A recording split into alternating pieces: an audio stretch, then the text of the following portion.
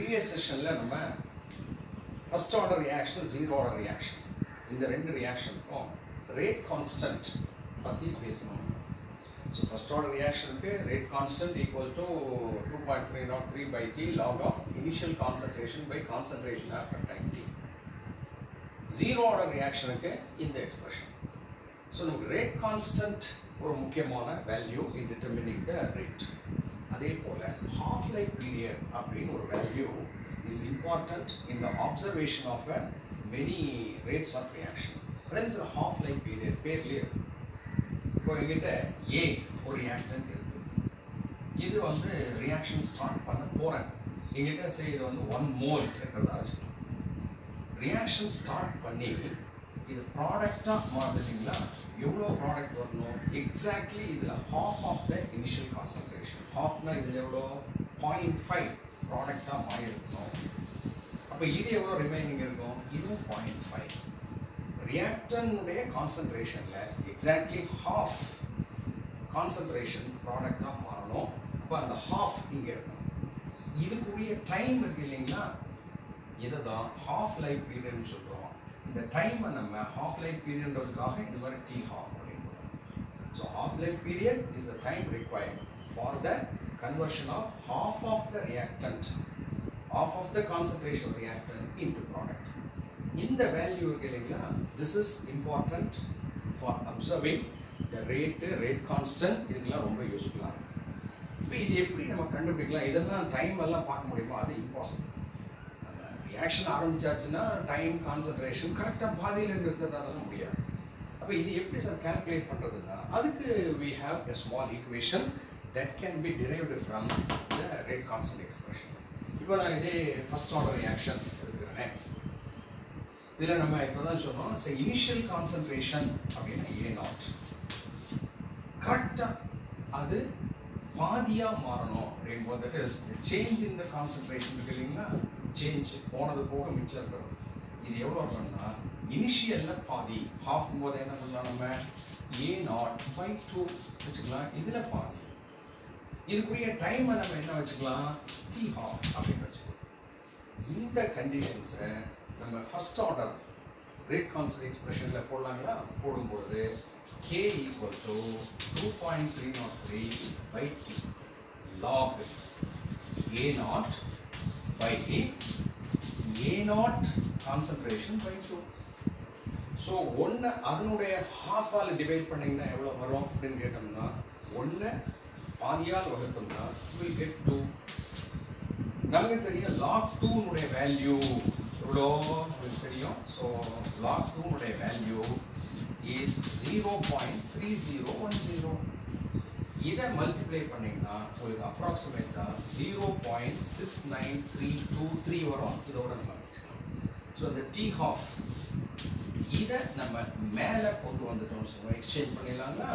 அப்போ T half equal to 0.6932 by K.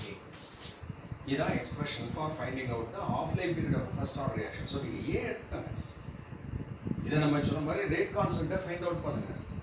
Rate கான்ஸ்டன்ட்டை find out பண்ணிட்டீங்கன்னா அந்த rate constant value is a constant. இதெல்லாம் divide பண்ணி this is a constant. அதாவது இது 1 மோல் எடுத்துருக்கீங்க. இந்த 1 மோல் வந்து 0.5 மாறுறதுக்கு 0.5 மாறுறதுக்கு சே 10 மினிட்ஸ் அப்படின்னு மைண்டில் சார் 10 மோல் எடுத்து 5 மாறுறதுக்கு 100 மோல் எடுத்து 50 மாறுறதுக்கு 1000 மோல் எடுத்து 500 மாறுறதுக்கு சேம் டைம். அதான் கான்ஸ்டன்ட் பிகாஸ் 2 கான்ஸ்டன்ட்ஸ். இது 1 to 0.5 10 மினிட்ஸ்னா இதே 10 5 மாறுறதுக்கு 100 50 மாறுறதுக்கு 1500 மாறுறதுக்கு சேம் 10 மினிட்ஸ். எப்படி சார் சொல்றீங்க? see it's a constant. அதாவது நம்ம என்ன சொல்லலாம்னா ஃபர்ஸ்ட் ஆர்டர் ரியாக்ஷன்ல the time for half change half life period is independent of the initial concentration. 1 10 100 1000 10000 எவ்வளவு எடுத்தாலும் this half life period is constant.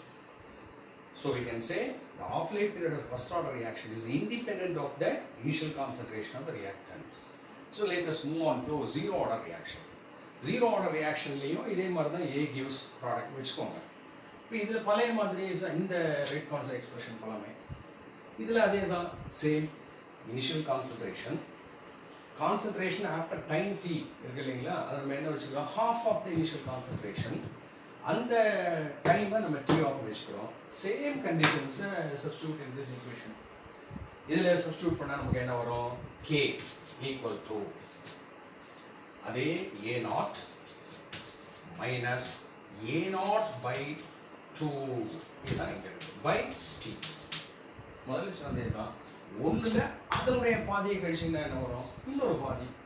So K equal to A naught minus பண்ணதுனால இது என்ன மிச்சம் இருக்குன்னா இதுதான் பை டி.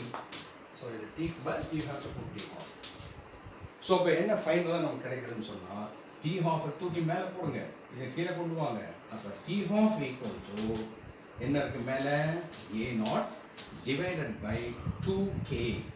ஸோ இதுதான் expression for half life period of a zero order reaction. But இந்த ஜீரோ ஆர்டர் ரியாக்ஷனில் half life period depends on the concentration of the reactant. Concentrated reactant is important. இது தெரிஞ்சாதான் இது வர முடியும். So it's not a constant. So இதுதான் half life பீரியட்னுடைய expression for zero order. இது ஃபர்ஸ்ட் ஆர்டர், இது zero order. Likewise rate constant இங்கேயே நமக்கு என்ன சொல்கிறாங்கன்னா, for nth order but n should not be equal to 1.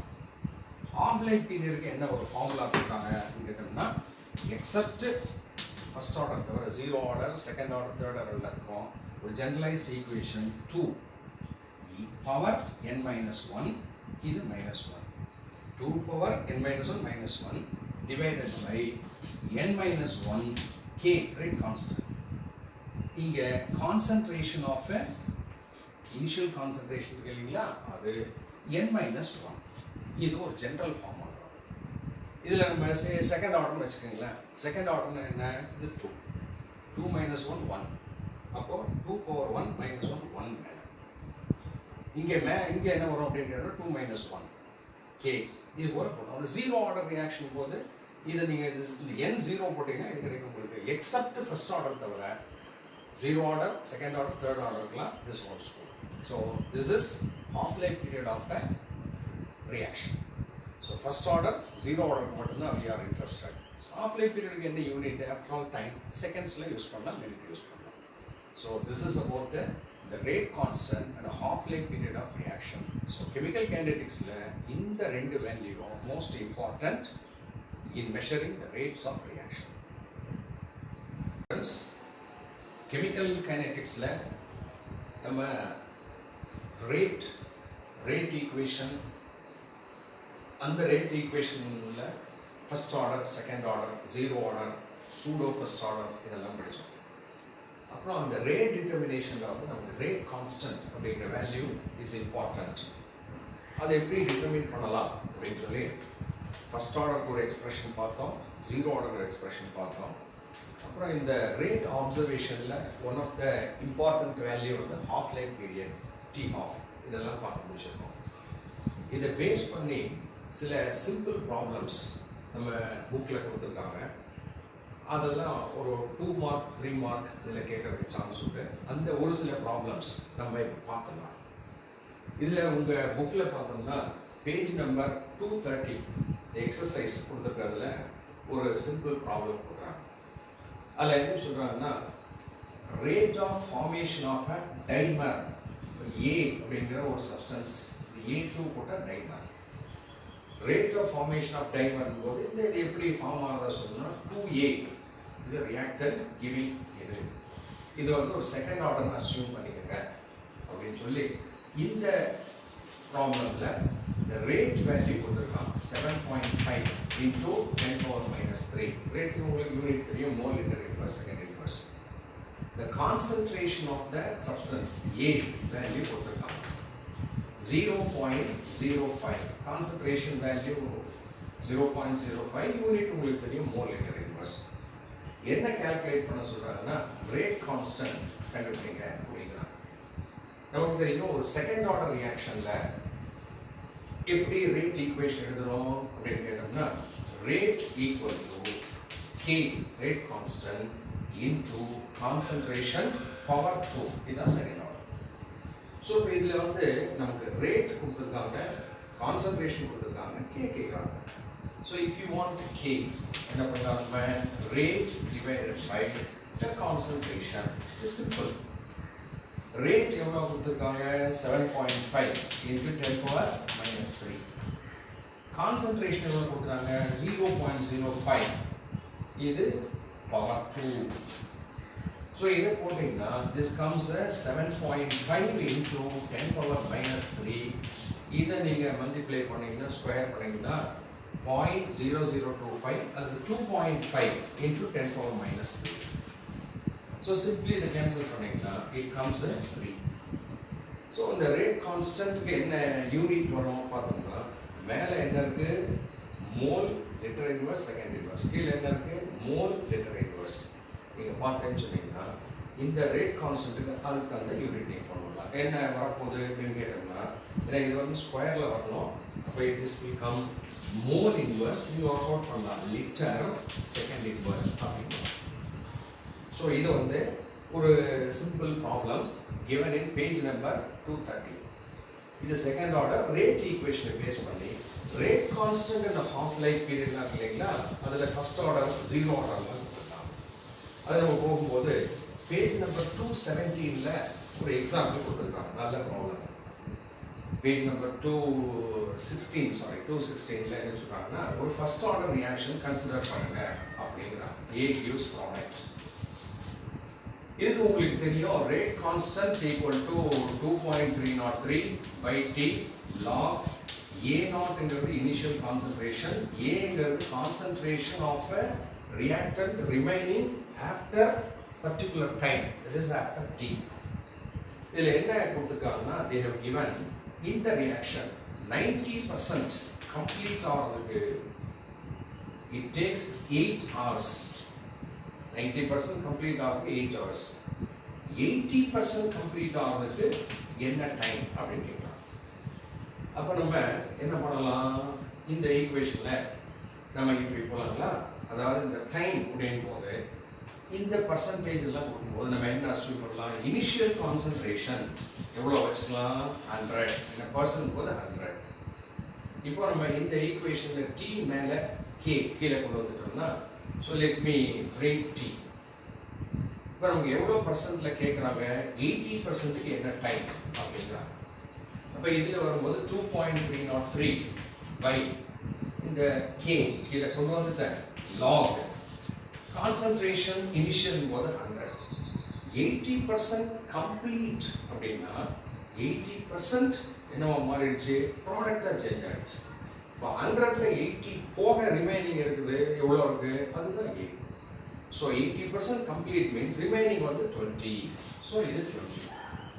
இதை நீங்கள் கேன்சல் பண்ணீங்கன்னா 5.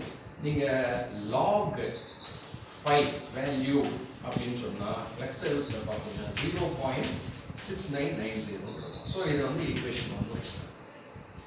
இப்போ நம்ம 80%ல கம்ப்ளீட் பண்ணால் அந்த கே மட்டும் தெரியாது. கே கண்டுபிடிக்கலாம் எப்படி, சேம் ஈக்குவேஷன். இப்போ இதே நீங்கள் கே ஈக்குவல் டு 2.303 by இந்த வரணும் 8 ஹவர்ஸ்ல log இனிஷியல் கான்சன்ட்ரேஷன் 100, 90% கம்ப்ளீட் ஆகுது 8 ஹவர்ஸ் ஆச்சுன்னா 90% கம்ப்ளீட் ஆயிருந்தா ரிமைனிங் எவ்வளோ இருக்கும் 10. ஸோ இப்போ இது this becomes log 10. log 10 க்கு என்ன வேல்யூ, சிம்பிளி 1. ஸோ log 10 1 போது அப்போ k ஈக்குவல் டு உங்களுக்கு என்ன கிடைச்சிருக்கு 2.303 by 8. ஸோ இந்த k வேல்யூவை கொண்டு போய் நீங்கள் எங்கே போடலாம், இதில் போடலாம். So time for 80% equal to 2.303 by k க்கு பதில் இதை நீங்கள் கொண்டு வந்தீங்கன்னா 2.303 into 8. ஆல்ரெடி இங்கே என்ன இருக்கு நம்மகிட்ட 0.6990. ஸோ இதை கேன்சல் பண்ணீங்கன்னா இதை 8ஆல மல்டிப்ளை பண்ணீங்கன்னா you will get 5.3 hours approximately கிடைக்கும். ஸோ இது ஒரு சிம்பிள் ப்ராப்ளம். இது பேஜ் நம்பர் எதில் இருக்குன்னா 216ல இருக்கு. இந்த half life period of first order reaction கேள்விப்பட்டாங்களா, அதை வச்சு ஒரு முக்கியமான ஒரு கான்செப்டை, ஒரு முக்கியமான ஒரு ஃபேக்டை ப்ரூவ் பண்ண சொல்கிறாங்க. என்னன்னு சொன்னால் ஒரு ஃபர்ஸ்ட் ஆர்டர் ரியாக்ஷன் இருக்குன்னு எடுத்துக்கீங்களேன். இதில் வந்து இது 100 இருக்கு, ப்ராடக்ட் இருக்கு இல்லையா, இந்த ப்ராடக்ட் இது வந்து 99.9% ப்ராடக்ட் வந்துச்சு. இட் மீன்ஸ் இது எவ்வளோ மிச்சம் இருக்கும் 0.1. இந்த டைம் இருக்கு இல்லையா, time for the completion of 99.9% நீங்கள் கண்டுபிடிச்சு பார்த்தீங்கன்னா அது எப்படி இருக்குமா, time for half change, half change போது 50% சொல்லலாம் அல்லது டி ஹாஃப்னு சொல்லலாம். இது போல 10 டைம்ஸ் இருக்கும் அப்படின்னா the time for the completion of 99.9% in the first order reaction is 10 times of a half life period. இது ஒரு ஃபேக்ட். இதை ப்ரூவ் பண்ணு அப்படின்னு ஒன்று கேட்கலாம். என்ன பண்ணலாம் நம்ம அப்படின்னு கேட்டோம்னா, ஸோ வழக்கம் போல ஏ நாட் என்ன வச்சுக்கலாம் நம்ம 100. இப்போ டைம் இருக்கு இல்லைங்களா, இந்த சே வரணும் எவ்வளோ கம்ப்ளீட்டாக இருக்கு 99.9 அப்படின் போது ஏ எவ்வளோ இருக்கும் அப்படின்னு கேட்டோம்னா 99.9 இதுலேருந்து போக 0.1. இதுக்குரிய டைம் என்ன வச்சுக்கலாம் நம்ம அப்படின்னு கேட்டோம்னா, டைம் வந்து T99.9 வச்சுட்டு first order rate constant expression உங்களுக்கு தெரியும், K = 2.303 by T log A0 by A. இதில் நம்ம இந்த T மேலே K கீழே கொண்டு வந்துடலாம். அப்போ இதில் இந்த வேல்யூஸ் எல்லாம் போட்டீங்கன்னு சொல்லி இந்த டேட்டாவெல்லாம் நீங்கள் ஃபீட் பண்ணிங்கன்னா என்ன கிடைக்கும் உங்களுக்கு, T99.9% equal to 2.303 by K log 100 by இது எவ்வளோ 0.1. 0.1 100 அப்படின்னு பார்க்கும்போது என்ன வருதுன்னா 1000. log 1000 என்ன வேல்யூ, log 10 log 1 னா 0, log 10 னா 1, log 100 னா 2, log 1000 னா 3. ஸோ நமக்கு என்ன கிடைச்சிருக்குன்னா T99.9% equal to 2.303 by K into 3. இந்த ஈக்குவேஷன் வந்து வச்சுக்கலாம். இப்போ நம்ம 50% போகலாங்களா, இப்போ 50% போது என்ன, அதே தான் A0 equal to 100, A equal to 50 போக எவ்வளோ இருக்கும் 50. டைம் என்ன வச்சுக்கலாம், T50 T half வச்சுக்கோங்க. So T equal to T half. இதே ஈக்குவேஷனில் கொண்டு போனால் நமக்கு என்ன கிடைக்கும் பாருங்க. So T half equal to 2.303 by K log 100 by 50.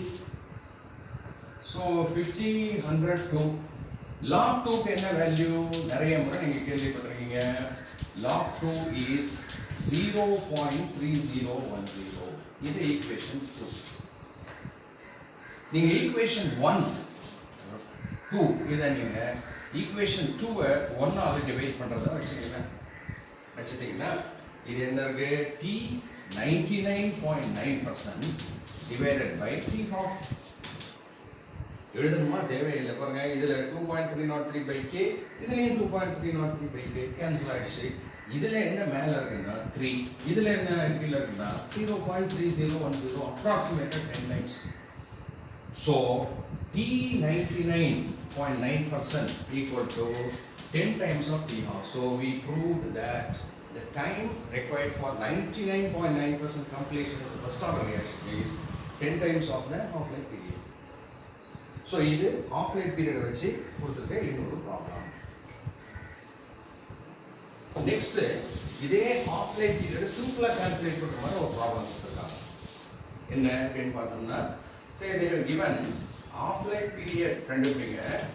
இது பேஜ் நம்பர் 231ல half-life period கண்டுபிடிங்க. K வந்து 1.54 into 10⁻³ செகண்ட் இன்வர்ஸ் போடலாம். இது டைரக்டா போடலாம். உங்களுக்கு தான் தெரியுமா, T half equal to 0.6932 divided by K. So simply இதை நீங்கள் 0.6932 divided by K 1.54 into 10⁻³ போட்டீங்கன்னா it comes about 450.1 second. இதெல்லாம் சிம்பிள் டைரக்டாக கேட்கலாம்.